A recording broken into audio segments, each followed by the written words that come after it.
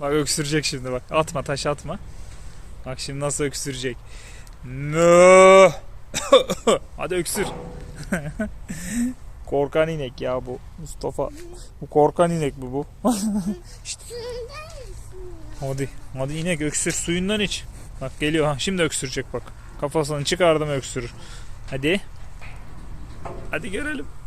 Boynunu çok sıkıştırıyorsun. Bak bak. Oo.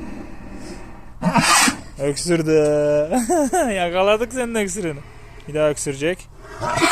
Öksürdü.